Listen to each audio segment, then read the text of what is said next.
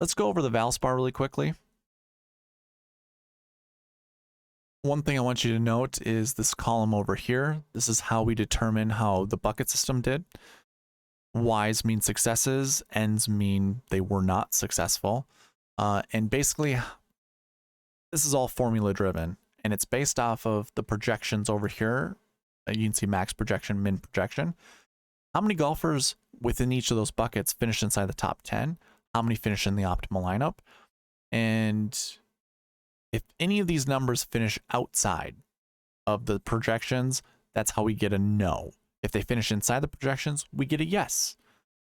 You can see there's a bunch of red on here. So we have 1, 2, 3, 4, 5 buckets that failed. So 31 out of 36 buckets just following the top 10 and the optimal lineup numbers versus the projections.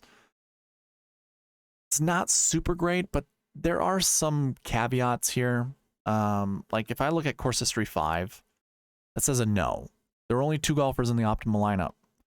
Well, if you remember the rules that I always lay out, I always want a 2-point buffer, which means you always round down with the minimum projection. If you you're trying to, you would always subtract from the minimum projection to try to create your 2-point buffer. And if you can't, obviously, if we round down, this is 0.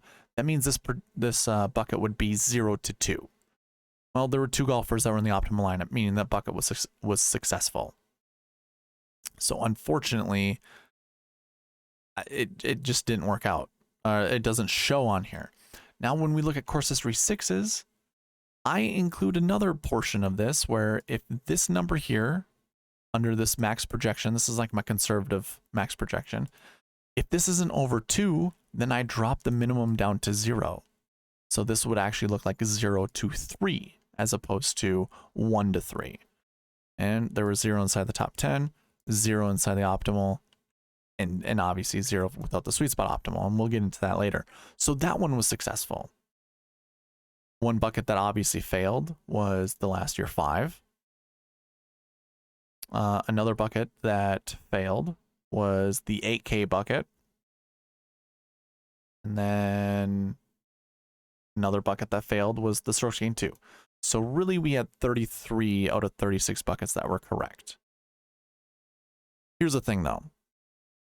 When I look at the optimal lineup versus the GPP winning lineup, so I actually have 2 different sweet spot alternates, and we'll get to those later. Your optimal lineup left $400 on the table, and it scored 537.5 points. Your GPP winning lineup left $0 on the table, $0 on the table, and it scored 506. So 506 versus 537, pretty close. There's still definitely room for improvement. Now, like I said, your optimal left $400 on the table. Here are the golfers that were in the optimal lineup. $10,000 Jordan Spieth, $8,300 Taylor Moore, $71 Adam Schenk, $88 Wyndham Clark, $6,800 Matt Wallace, and then we had a tie between KH Lee and Webb Simpson. So I used KH Lee because he's worth more, or his salary was higher. It got me to a number closer to $50,000 used, and that's what I like to always go for. But you could subtract KH Lee, or you could subtract him out and add in Webb Simpson, remove $700 from here, and then you would have an optimal at $48,900. So I didn't do that because, again, I want it closer to $50,000. I use the optimizer to build a sweet spot optimal, meaning it used all of the buckets. It followed everything that I had. It followed the marquee tee times. It followed the, it just followed all of the criteria that I had at the beginning of the week. It scored 537 points. Just to recap, so the sweet spot optimal scored 537. The optimal scored 537.5. I was 0.5 points behind using the sweet spot optimal. And those were Spieth, Tommy Fleetwood, so 10-9, Taylor Moore 8K, $7,100 Adam Schenk, $6,100 Cody Gribble, And then $800 or $8,000 in KH Lee. That followed the buckets, how I had the projections, and you can see that in this column here. So it followed the projections here. I'll let you guys can see that on the screen. And of course, if you want to, I suppose you can't. I was gonna say, if you want to validate me, you can see the golfers on the screen right now. Here are all the buckets they were in, so you can always, you know, cross-validate it against me. But I'm telling you, I use the optimizer. Actually, let me just pull it up. I'll show you. I'm a visual. I like things. I like seeing things visually to trust and to understand. So here you go. If I were to remove all of this, I only have like the top 20 scores, the Valspar, but I included all of the buckets in here. One thing that I screwed up with this week is I put this to 2 for the AM golfers. That was not a smart idea. But if I go ahead and run this, you're going to see that that optimal shows up that we were just talking about.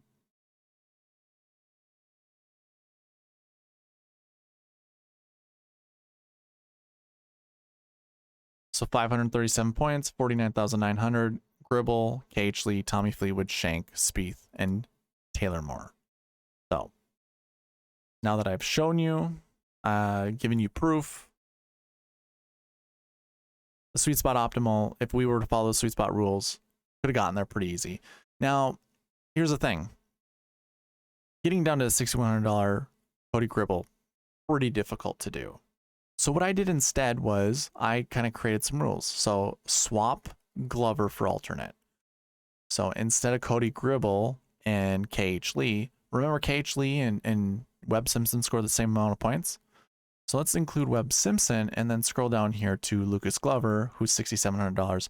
This used $49,000 or $49,800 of the salary cap. Still follows the SweetSpot optimal and scored 526 points. So again, GPP winning score was 506. Optimal was 537.5. That second alternate, that's a little bit easier to get to, 526 points. And that would have included a 10, 9, 8, 7, 7, 6. So still follows the SweetSpot process. We still would have taken down a GPP. I count this as a victory for the buckets. And then also the cool thing with the whole SweetSpot process was the marquee tee times. Remember, we want to select up to 4 groups. So anywhere between 2 to 4 groups, and select one golfer from each of those groups that we selected to be in our lineups. So basically what it means is you're never going to have more than 1 golfer per marquee tee time, and you're never going to have more than 2 to 4 golfers in your lineups that are in the marquee tee times. Well, your optimal lineup golfers are these with the black tick marks. I'll just highlight them right now. It was Jordan Spieth, Taylor Moore, Wyndham Clark. Remember, Webb and KH Lee scored the same amount of points. You couldn't include them in the same optimal lineup. It's funny they played together and they were like, choose one or the other. So 4 golfers in the marquee tee times, in the optimal lineup. None of them played together.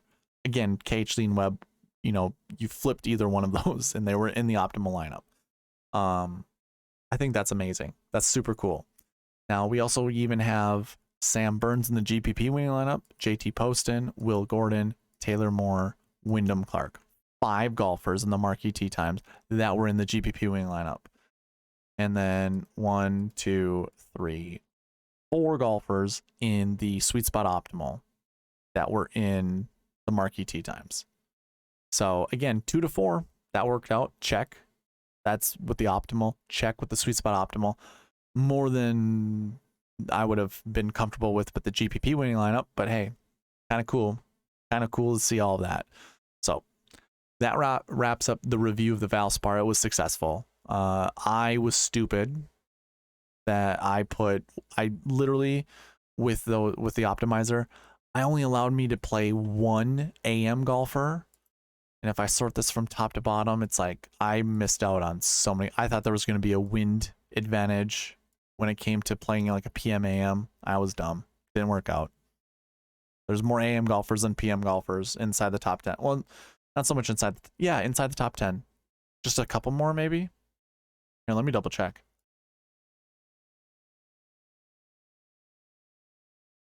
Our winner was in there, so that's 8 versus